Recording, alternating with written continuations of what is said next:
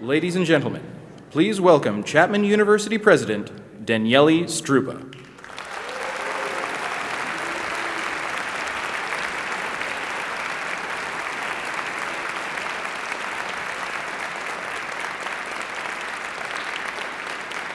Good morning.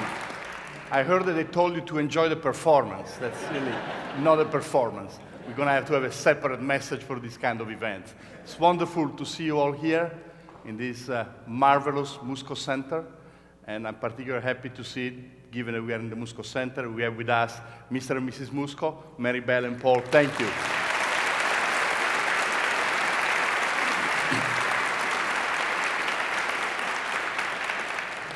So today I'm going to offer the State of the University. I'm glad it's not the State of the Union, because this crowd seems much more friendly than the one that you find in Congress. Now, as a scholar, we are used that when we want to give a presentation, we usually have an abstract that we send to the organizers for the presentation to be accepted. And I have the abstract for this particular presentation. The State of the University is very good.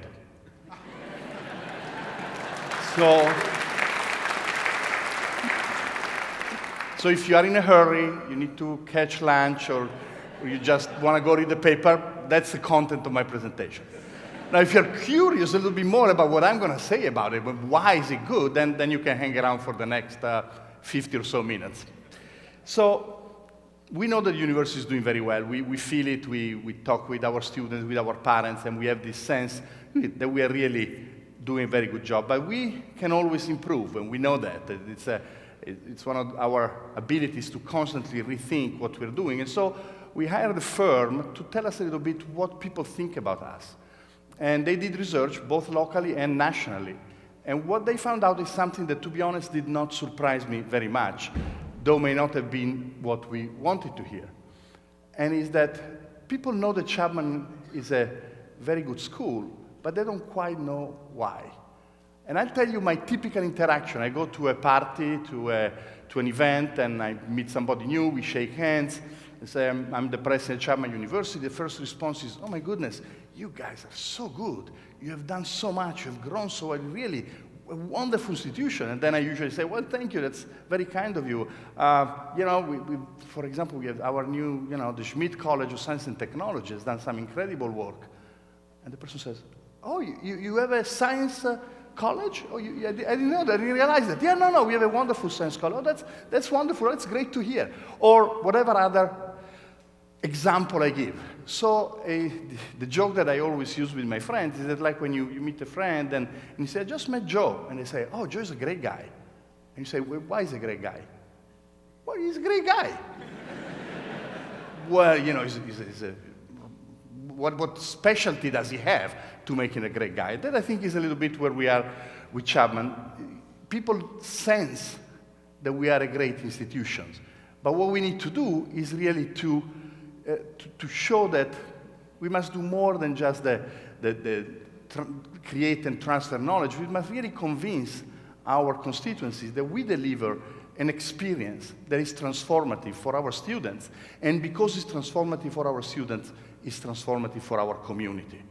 The university doesn't live in an isolation.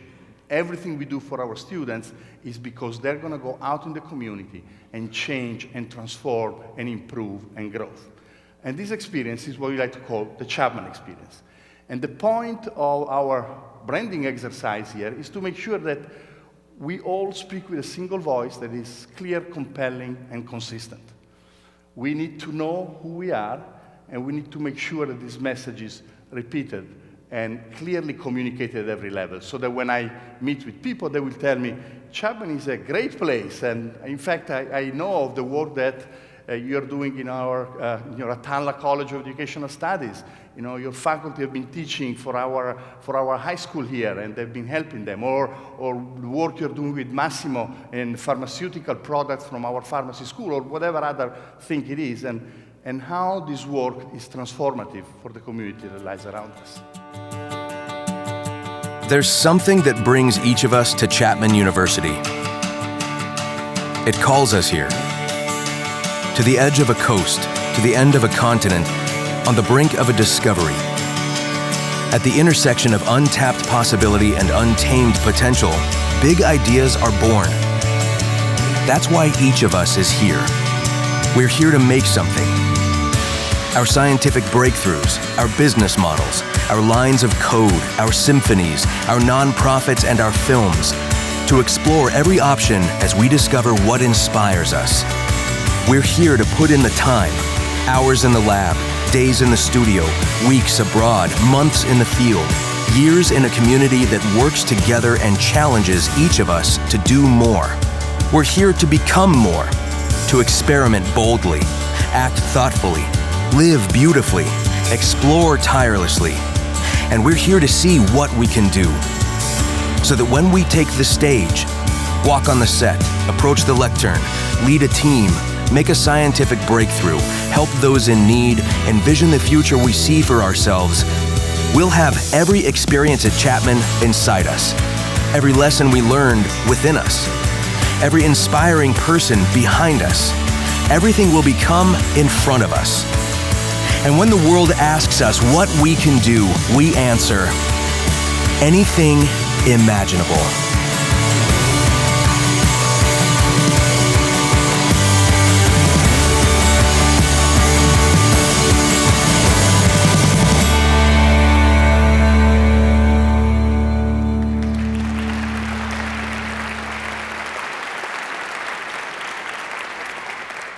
There are several things that I like about this message. The first one, which I know will resonate with my colleagues in the classroom, is that we put the attention on the fact that while Chapman is a great place where you're going to have a wonderful experience, it's a place where you have to put hard work. That's what we want our students to realize as we move into this national institution, an institution that can compare itself with some of the greatest institutions of this country. Our students need to know that it takes hard work. You heard the reference to the hours in the lab and the days in the studios and the weeks in the field, or not the month in the field and the week somewhere else. The point is, we are committing to you a remarkable transformational experience. You need to do the work. And that, to me, is a very important message. The second message I really like very much about this is this emphasis on imagination. Imagination really is what allows us to transform things. We have busts on our campus, and if you look at each one of the busts, they will tell you of a person who was able to imagine something that appeared to be unimaginable. One of my favorites is Marie Curie, maybe because I'm a scientist myself, and she was able to imagine that she could take this radioactive material, pitch blende, and take a ton of it. Now imagine, a ton. And out of it, she came out with 1 gram of radium. 1 gram of a new element. That got her, obviously, the first Nobel Prize. She then went on and got a second one. But the imagination behind that idea, the capability of thinking that this could be something we could do. Or look at, if you look at the entrepreneurial world, people like Elon Musk, that is imagining the ability of landing a rocket vertically. I don't know about you, but I'm a huge fan of Twilight Zone. I grew up with the Twilight Zone. And when you watch the Twilight Zone, that's how the rockets come back. You remember? They come back vertically, because that makes a lot of sense. But then, for a variety of reasons that my friends from physics and material science could explain, we never did that. We sent stuff in space, we threw away almost everything, and then we came back with a little capsule and a little parachute. But no, our creators, our movie directors have envisioned that, in fact, the rocket should go down the way it went up, and that's now what happened with Elon Musk's work.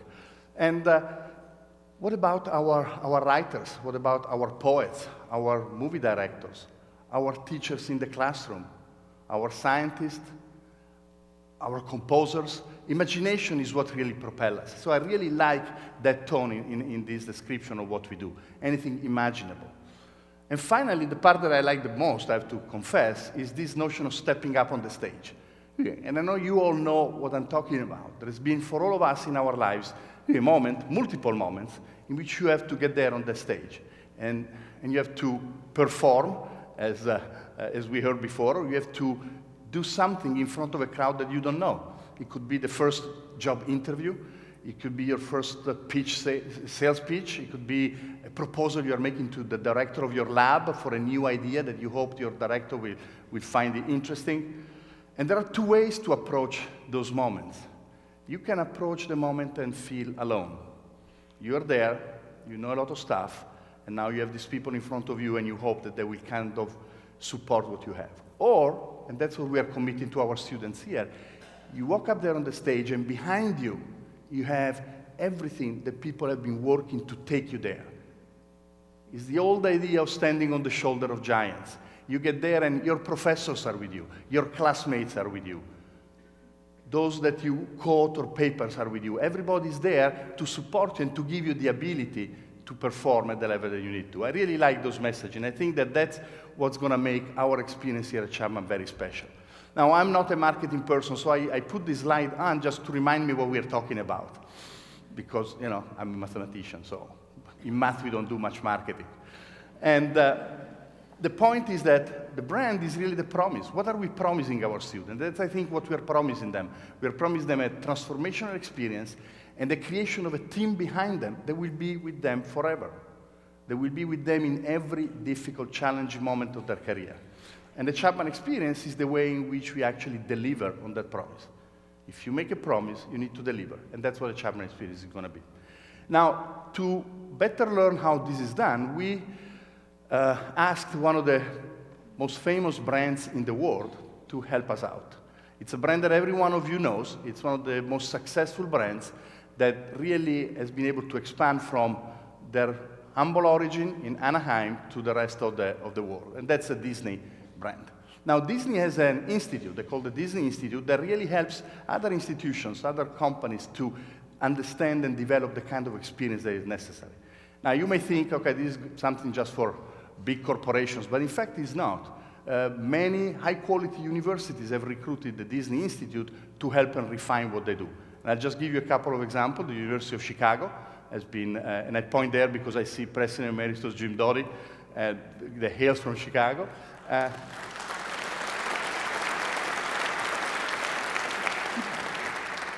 Duke University, Georgetown University. So these are major institutions that have taken advantage of these ideas. And we will be working with them over the next 3 years to refine the way in which we connect with everybody. How do we keep our promise with the students? How do we keep our promise with our staff and faculty when we hire them? We are committing, when we hire a faculty, to creating for them an intellectual experience, an intellectual community that will allow to grow and to really do the best. Are we keeping that promise? Are we really representing the truth to them? That's why all of this is important. What about our donors? We are telling our donors, we need your money to do this and that. How much are we actually representing of that? And that's what they're going to help us to do. And speaking about the Disney, I want to give a special thanks to the voiceover, Roger Craig Smith, who is one of our alumni. He's the person that was reading or talking about our Chapman experience. I think he's here today. I'm not sure. Is Craig here? No, he didn't make it. So anyway, we still thank him for what he has done for us.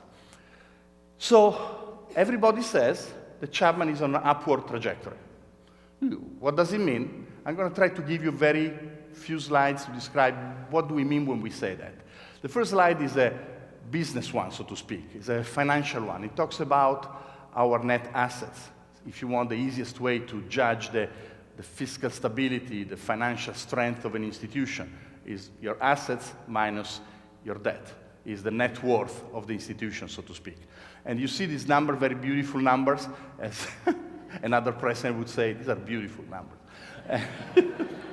The net asset as of May 2017 are in excess of $900 million, and I hope that the next state of the university next year to be able to claim that we passed the $1 billion figure.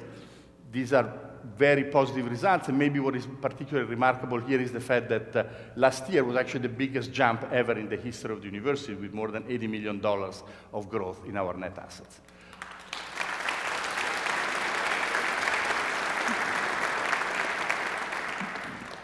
These net assets don't come by chance. They come because of very strong fiscal responsibility that senior staff, the trustees, the deans, and everybody here on campus puts in place. But also are built on the tremendous success we have in terms of attracting students. And this is really something that is not happening in the nation.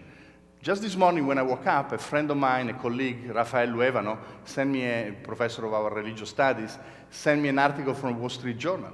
The article shows how universities are suffering, how colleges are struggling.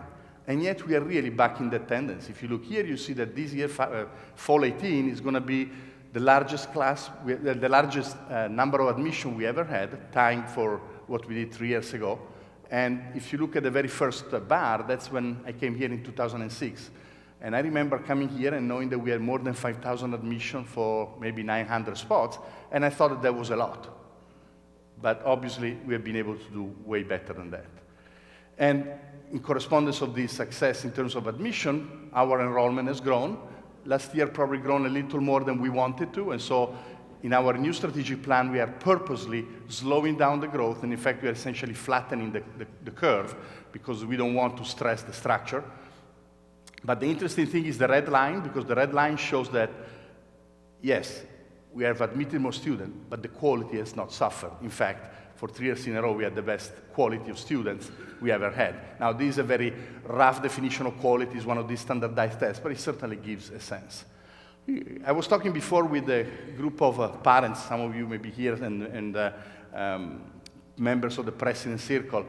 I was at a conference, a higher education conference on Wednesday, and I was almost embarrassed in showing how good Chapman is doing. So I'm getting to the point in which when I talk to audiences outside our own university, I kind of tone it down a little bit. Oh, we're doing okay. Yeah. Well, you know, there are challenges in education. And it's remarkable. I think the reason for this is because we try to prepare ahead.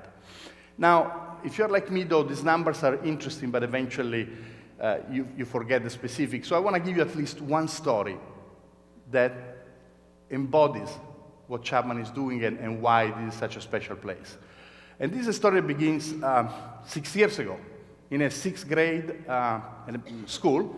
And there is this young student, her name is Ellie Wilson, and her teacher, Mrs. Craver, and Mrs. Craver gives a very nice assignment, I wish I'd done it for my kids, which is to write a letter to your future self. And so this girl writes the letter, which contains a lot of dreams. I think one of them was to marry a singer in One Direction. And I hate to ruin the positive mood that didn't happen. But one of the dreams was to receive a scholarship and go to Chapman University, because she had grown in this area, and when she was a kid, she found a little keychain with the Chapman image, and she became enamored of the school. Well, Mrs. Craver has this great tradition that 6 years later, when the students are almost ready to leave, she mails back these letters to their kids. And so, I guess you know where the story is going to go, but there is a little twist. So, and in December, on a Thursday, Ellie received the letter from her teacher. And I'm sure it was kind of tender for her to look back and see how, naive and hopeful she must have been 6 years later. But the great thing is that Friday, she got a letter from Chapman University that admitted her with a scholarship as a Dean Scholars. So here is Ellie.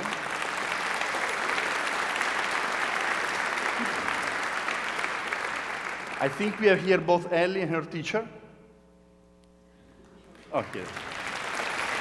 Will you please stand up?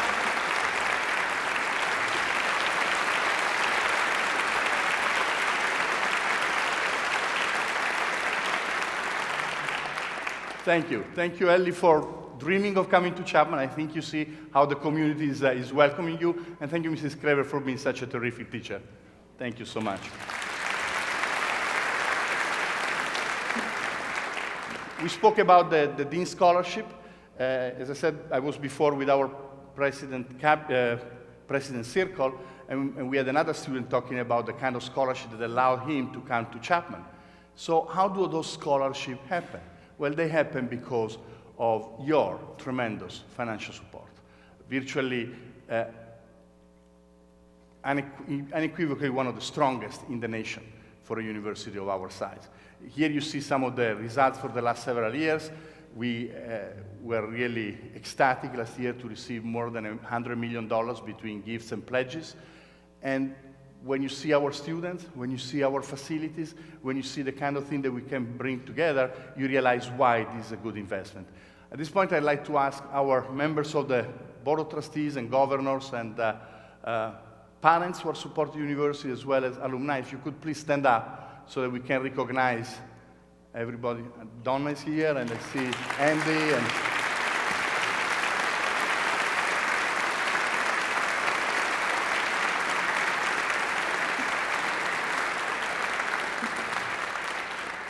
so the gifts you give us, the support you give us, goes to different purposes. It supports our students, supports students like Ellie to make sure her dream can become true, or like Gianmarco that we heard from a few minutes ago at the President's Circle, only came because of the scholarship, and this was the only school he really wanted to be. But of course also you help us with our facilities. We mentioned the Musco Center a few minutes ago.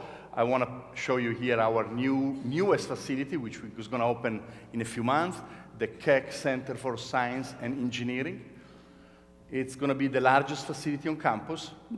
I'm proud to say that it's going to be built under budget, something that maybe we should send a letter to our Congress and to our state legislature. It is indeed possible to build something under budget. And it's going to be built on time. So,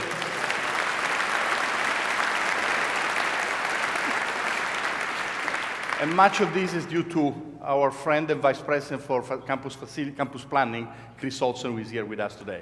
Thank you, Chris.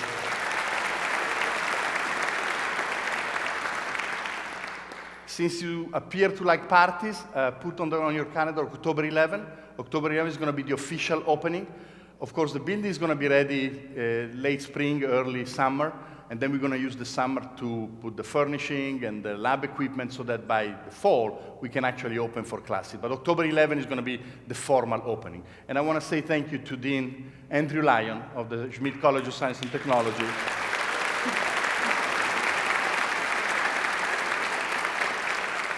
Andrew has done one of the most difficult things, which is to find ways to allocate the space and to design the building, to help the designer design the building in a way that will be effective and satisfactory for both faculty and students. And you're thinking, well, there are what? 140,000 new square feet. That should be fabulous. You just move people and there's going to be a lot of extra space. Well, no, apparently there is no extra space anymore. I had to still figure that out. In a few minutes, in fact, around an hour from now at 12:30, we will also celebrate another major milestone in the history of Chapman University by formally naming the College of Educational Studies the Donna Ford Atalla College of Educational Studies.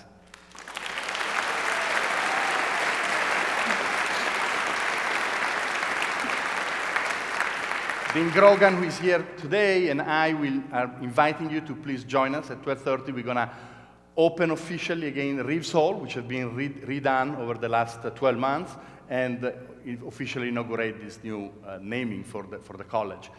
We spoke before about great teachers. Well, Donna has been, besides being an alumna of Chapman, she's been a teacher for 40 years, between kindergarten and first grade. Those teachers that really shape those young little kids. I remember when my girls were in kindergarten and then later on in first grade. And Donna and her husband, Fami Atalla, have been such tremendous supporters of the university. You all walk in the Atalla Piazza, and you remember the 4 big pillars that represent the pillars of Chapman education. And there is a writing on each one of those pillars that comes from Donna's late husband, Fami.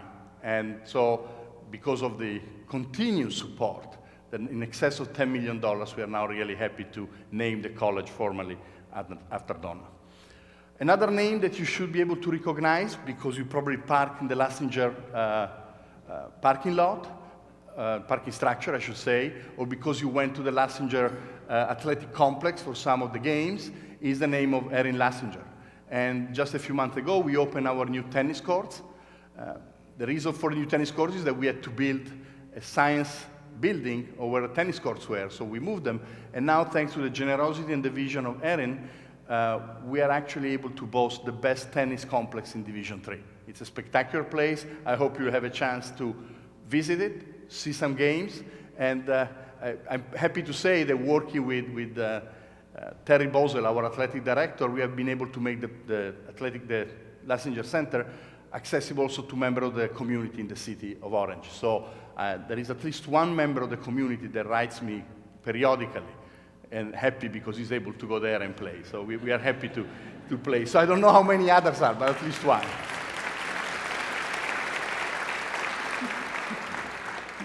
And this partnership with the city leads me naturally to the next slide, which is the fact that our beautiful Musco Center received an award, and Chris Olsen and I were happy and honored to receive it from Old Town Preservation Association, the Good Neighbor Award. And I'm pleased to see here with us the president of Old Town Association and our mayor of Orange, Tita.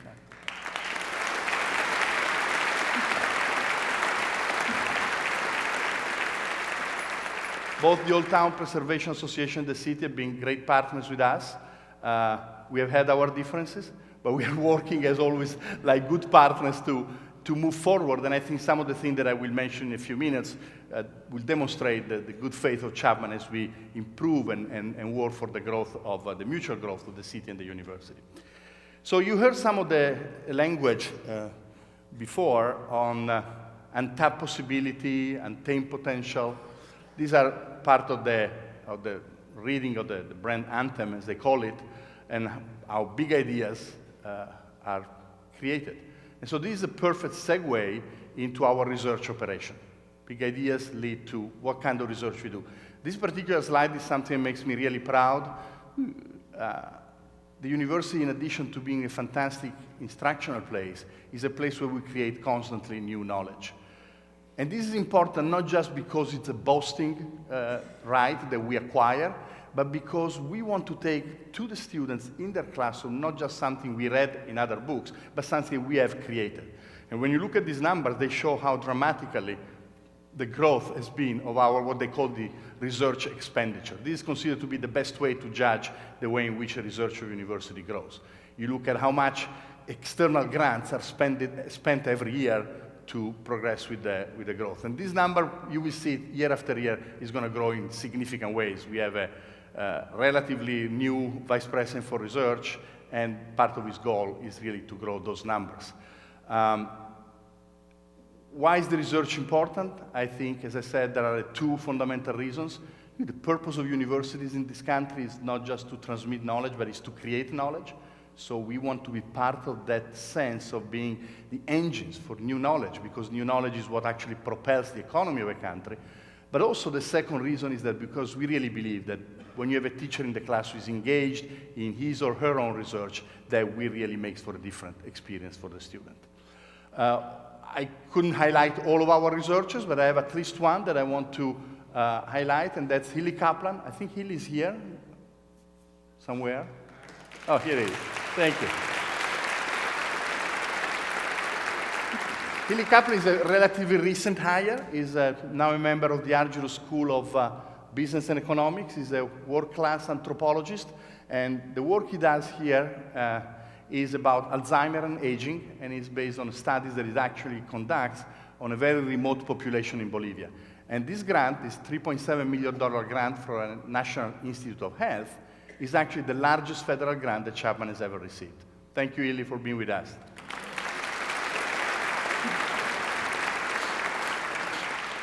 There is, of course, an interesting question here. What is an anthropologist doing in a business school? But I leave that for you to ask Hillary. And I have the answer, actually. It's an interesting one.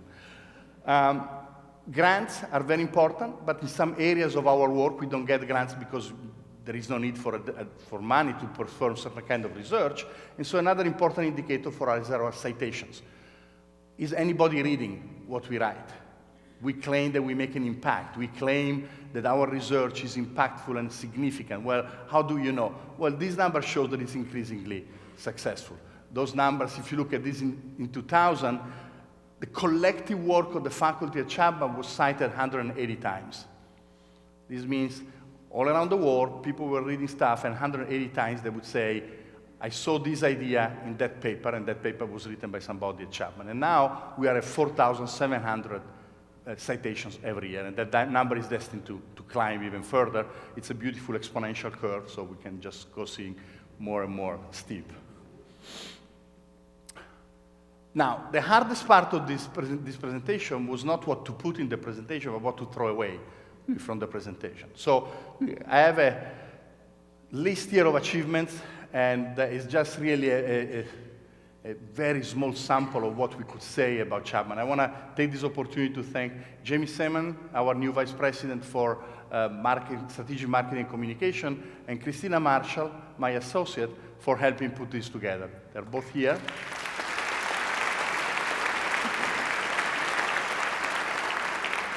And I think the hardest job for them was to say, no, Daniele, out of this, shouldn't be there. So I'll move quickly. Our rankings, wonderful rankings. You heard me before about this. We are now number 5 in our categories, and more important, we are growing in our reputation, which is the hardest index to move, so people are paying attention to what we are doing. We are very proud of what we have done with our professional career placement.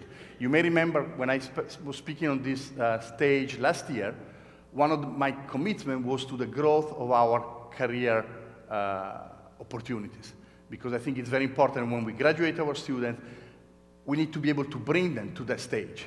The stage that we just described, where they sit there and they finally have to give the well, we need to help them get there. And so we are doing a really terrific job, and I'm very proud of the work that all the community around us is doing, especially all of our alumni that are committed to the tagline of Think Chapman First.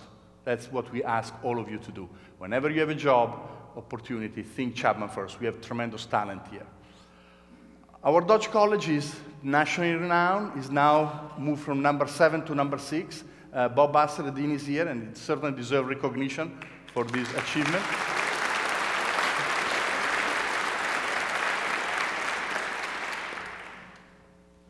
But what makes a college, especially in the film industry, what makes a college famous and successful is the quality of the alumni. And Bob and I have been talking about this for many years. We'll be successful only when people will start recognize our alumni. And here we have 2 fantastic examples. Justice Simeon, you may remember, class of 05, he's the director and producer of Dear White People, first as a movie, and now a very successful Netflix series. And Yasu Tanida, class 2001, who is the cinematographer for This Is Us, that is candidate for many awards at the Golden Globes. And then, of course, you may remember, if you attended our event for Chapman Celebrates, the Duffer Brothers. If you're big, yeah, you can applaud. If you're a fan of Stranger Things, that's okay. I'm a big fan of Stranger Things. It's the modern version, I guess, of the Twilight Zone. I still watch some of the Twilight Zone every once in a while, but so this is a part of our success. But the Dodge College is not the only successful unit we have on campus. Our Fowler School of Law has done tremendously well, especially when we consider the quality of the students they are able to bring out and their bar pass rate. That bar pass rate is particularly significant because we know that the California bar exam is the hardest in the nation. Thank you to Matt Parlo, our fearless dean of the Fowler School. Law schools around the country are struggling, and we are being really blessed to have somebody like Matt at the helm in a situation in which he's actually able to strategically think how to move the school forward. And so we are very grateful for that. The business school has done terrific. It's in the top 100 business school nationwide. Very remarkable when you think that virtually every university has a business school. And for those who want to send undergraduate kids, we should add that they're actually the #1 undergraduate business school in the West. So this is a tremendous achievement. And Tom Turk. Oh, there is that. Tom Turk is our dean. Thank you for the tremendous work. And thank you for hiring people like Hillary Kaplan. Continuing, this is the hardest slide for me because of that name that I will struggle to give a decent representation. Just like for the Dodge College, what really matters is what our students do after they graduate. And this is a beautiful story of one of our alum, Louis Mufa. But I apologize. Is Louis here today? Yeah. I apologize for that.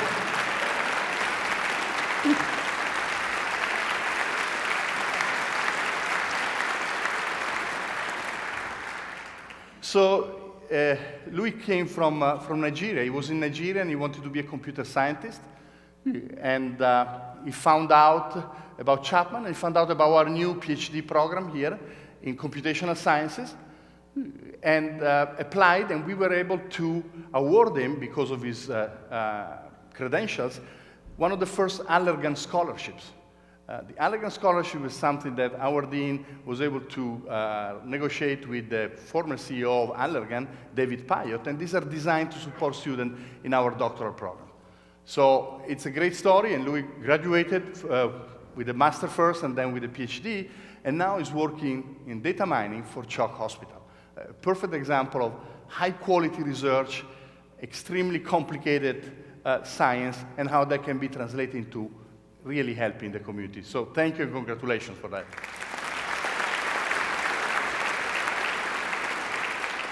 Very proud that we are graduating our first class of pharmacy. It's been a beautiful, though rather long road, and the planning of the pharmacy school and the creation of the pharmacy school. The board has been incredibly supportive. The school is doing very well. It's receiving a lot of grants, and now we are ready in just a few months, in a couple of months, to graduate their first PharmD class. Just a terrific, terrific success story. Yeah, the dean is not here today, so I think it's a work, unlike some of the other deans. So a plus for Ron Jordan. Crean College. I mean, there is so much stuff I could say about the Crean College. One that is not on this slide, I'm so proud of what they're doing with their PA program, physician assistant. This is a program that really is tremendously important for the community, and is providing the kind of workforce that we need. And this really is the brainchild of the Dean, Janine Hill, and I saw so Janine there.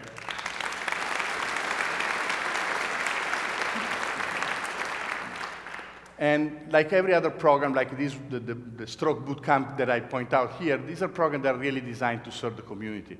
The PA program, I should say, they have a 5% admittance rate. So we could actually multiply by 20 and still get a really 20 good classes, but we just don't have the space or the ability for that. School of Communication, last year I announced the creation of the new School of Communication. They're our newest unit. And even though they're brand new, they already have a new bachelor degree that is going to start in the fall. It's a joint operation actually between the School of Communication and the Wilkinson College. And it's in Global Communication and Languages. And I want to compliment Dean Fury from the Wilkinson College and Dean Sparks from the School of Communication for the partnership.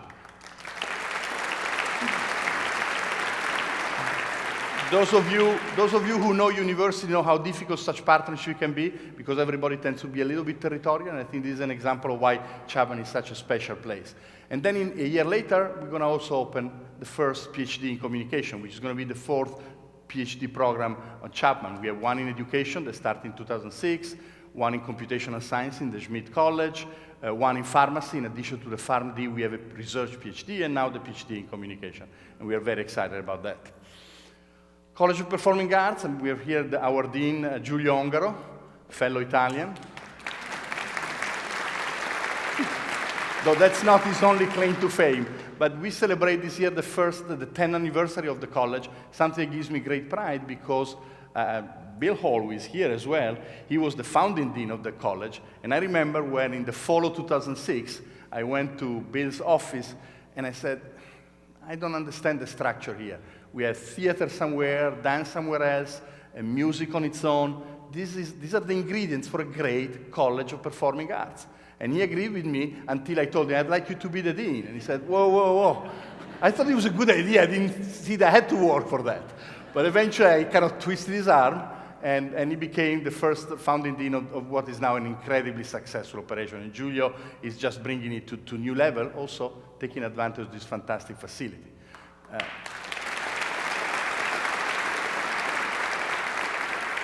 This is a bittersweet picture because one of the finest members of our senior staff, Becky Campos, is retiring. Boo. And yeah, actually, I'm grateful to her because she wanted to retire 2 years ago. And I pleaded with her that she wouldn't leave me alone during the transition. I said, I have so many things to learn, so many new projects to tackle. I can't imagine having to deal with a new structure of human resources. So she was very kind to stay a couple more years, but now I don't have any more good excuses to keep her here. And she just received the Western Regional Lifetime Membership Award for extraordinary service to his institution.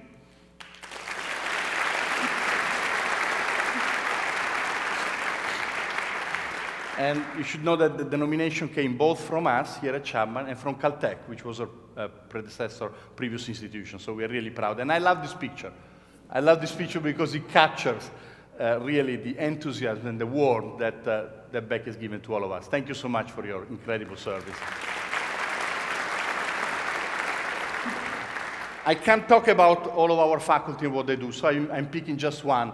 That's Victoria Carty from the sociology department that is working with a doctoral student to bring education to our juvenile hall. One of the problems we always talk about is this high school to jail pipeline. And we all talk about it and we all are desperate about it, but Victoria believes that there is something one can do, and what can be done is education.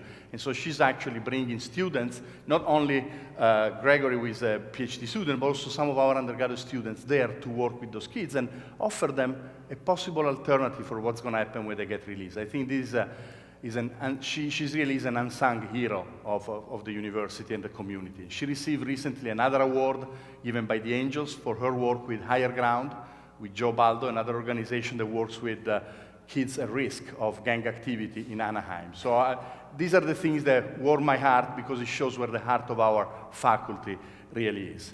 Now, I don't think, is Victoria here?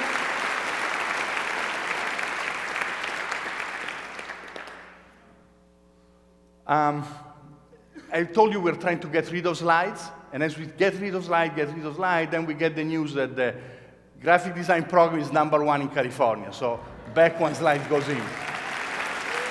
Eric Cimenti.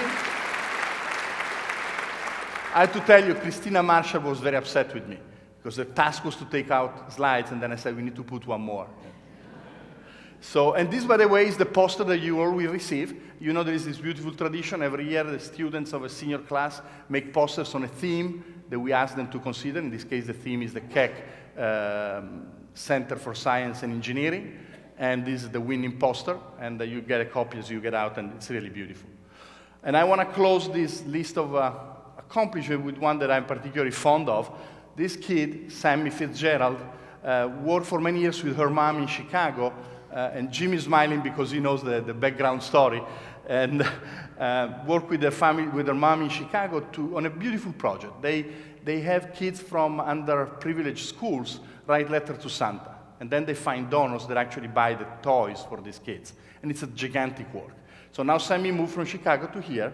Her mom, Michelle, was a good friend of Jim and then a friend now of mine, and I know that she's actually listening to us today live, so we love you, Michelle.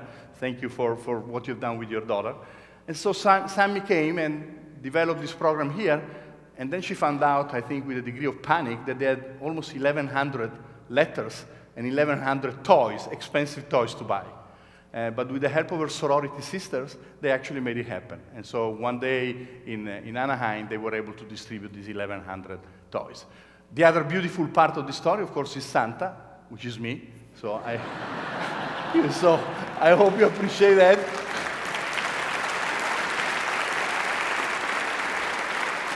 I needed to get a picture of me in. So I let my beard grow a little longer. Some of my trustees complained. They said it's not really appropriate, but grew a little bit, and then I performed. It was actually a wonderful experience with these kids, just incredible day. Some more about what we heard before from Craig and our brand anthem. We are here for the commitment that we made to our students. And you heard before the point to experiment boldly. That's what Victoria is doing. When Victoria goes into juvenile hall, she's both thoughtful about what she's doing, and she's bold in her desire to experiment, find a solution to such an apparently intractable problem. And this is the perfect segue for our strategic plan, which is going to be the final part of this presentation. The strategic plan has been approved by our board in December. And we are preparing fully bounded copies that we'll be able to share with the entire community in a few days. And I want to just very quickly tell you what the plan is about. What are the priorities of the plan? They're listed here. The first is the creation of the Fowler School of Engineering. I know that we have a Fowler School of Law, so we have to be very careful in specifying which Fowler School we're talking about. We can't simply say like we do now, the Fowler School. The change of the profile of students, we'll say a couple of words in a moment. The expansion of and the strengthening of our research agenda, The optimization of our campuses, and that's a very important aspect of what we're going to do. And finally, what's going to support all of that, and that's a comprehensive fundraising campaign.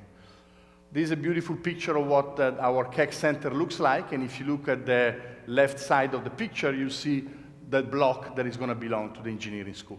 Originally, the plan was to only build fully the science component to keep this as a shell for future ideas. Well, you know Chapman, the future idea is already here.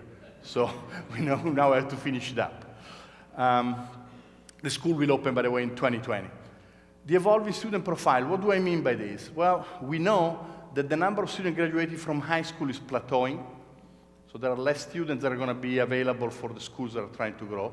And the number of first-generation students might not be able to pay the kind of tuition that some universities charge, is also growing. So that creates a kind of a scissor effect. We need to be able to attract and adequately provide for a different kind of student mix that we are used to. And so that's what these operations are about. We have to reconsider how we recruit. We have to reconsider how we partner with community organizations that help us provide the student with the support that they need. Those of you who were yesterday night at the legacy dinner may remember that the student that spoke explained how she was coming from an association that gave her some money to come to Chapman, and we matched those funds. So those are important partnerships that we need to put in place. This is really a fundamental component of what we're going to do to ensure constant growth, to ensure that we are not responsive but really anticipatory as a possible potential problem that will come up. This is part of our larger emphasis on diversity and inclusion. I have to share something about this that really struck me. Our operation, we started 3 years ago saying, well, we need to rethink how we work with diverse communities on campus. And Joe Slovensky and I put together what we thought was going to be a small task force, which has grown to more than 300 members of the community. So 300 between faculty, student, and staff have been working.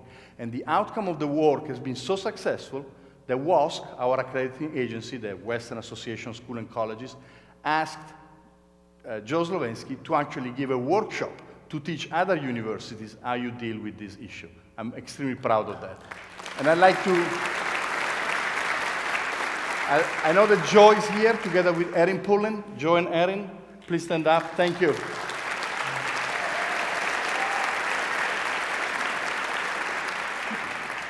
Now we are the model university. I like that.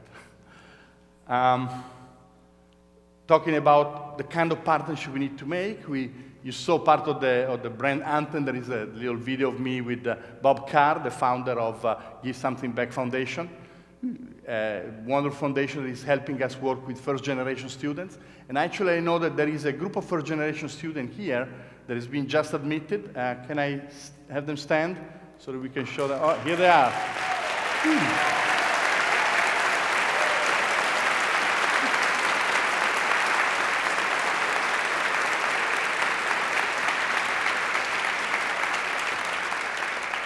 Thank you for being here, and we welcome you really warmly to our community.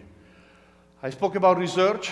Tom Pihota, our new Vice President for Research, has been making significant efforts not only to grow the amount of federal funds that we are receiving, but to infuse Chapman Fund into our research operation. There is another one of the 1,000 charts that I wanted to show you that actually show how Chapman is participating in equal parts of the growth of the research operation. And what you see here behind me are the different aspects that Tom Pihota and his office will work on.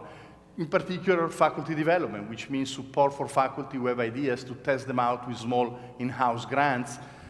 Support for student research, which has always been one of my fixations. We need to have the student engage in research because that's how they really learn and how they really struggle and understand the complexity of their discipline.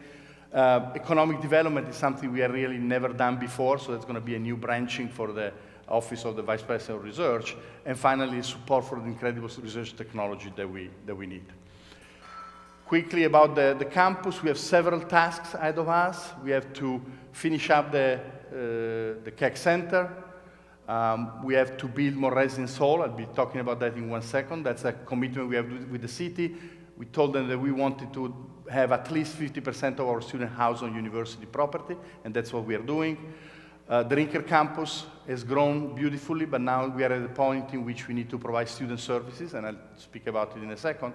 And finally, we continue the modernization of the Orange campus, whether it's the refurbishing of Hassinger Hall, or today you'll see what we have done with Reeves. I think you'll be impressed, and what's going to happen with Smith Hall next year. Housing. 2 new projects, of which we are very proud. The one on the left, Chapman Grand in Catella Avenue. It used to be called Catella Grand, and now we call it Chapman Grand. And I like it so much that I wanted to call it Struppa Grand. But then we have a fun hater here on staff, the Vice President for Advancement, who said, no, that would cost you $25 million. So we are back to Chapman Grand for the moment. And it's a spectacular facility. We house 900 of our students. West Village, we just broke ground recently. We saw the images the other day at the real estate committee. It's going to be another fabulous facility for 400 of our students. And of course, we are looking for people willing to name those, given that I can't name Chapman Grand. Somebody else will have to step up with that. Rinker campus, the picture you see on the left is what we'd like it to be. It's not yet that. Right now we are occupying this building here, 9401, and this one, 9501. And this beautiful green with the Chapman window is actually a parking lot. But we bought this parking lot, and so now we'll be able to transform this into the beautiful window and move the cars outside. And what we like to do is to take this building that we already own and make it into a student services building. One portion is already being used for our Brain Institute. We own also these, U3, U1, and 9701 in Geronimo. We own all of those buildings, and we are developing plans for how to use them over the next several years. One more thing I want to mention here on campus, the rethinking of what the library of the future will be. As things evolve, the library will take different roles, and I asked Charlene Baldwin, who is the Dean of the Library, and Helen Norris, Vice President for Technology, to think about what this future can be for the university, to engage the entire community in those discussions. We are moving, in 2020, we'll be moving the dance department across from the building you see there. That's the new residence hall that we're building now. And across there, we're going to have the new dance expansion. And part of the reason for that is because we want to make new space for the Hilbert Museum. It's been one of our successful enterprises. Right now, the Hilbert Museum is just this portion, and we're going to essentially double the space. It's been receiving the People Love Award on Yelp. It's just a tremendous operation. How all of this is going to happen? Well, and this is going to be my last slide. It's going to talk about the campaign. We are launching a $500 million or $500 million, whatever number, description you prefer, fundraising campaign. It's designed really to satisfy the needs that I described. It's designed to provide endowment money to support our students. It is very important. It is designed to support our modernization of the campus. And it's going to be a comprehensive campaign, so not just the traditional capital campaign that only go in capital projects, but as you see here, to programmatic needs, research institutes, and student support. All of this will only be possible with the help of everybody in this room and beyond, of course. I challenge you to join me and our trustees and our senior staff in making this possible. We believe, as the tagline says, that at Chapman really anything imaginable can be done. I hope you'll be with us, and I look forward to seeing you in a few minutes at the opening of Reeves Hall. Thank you.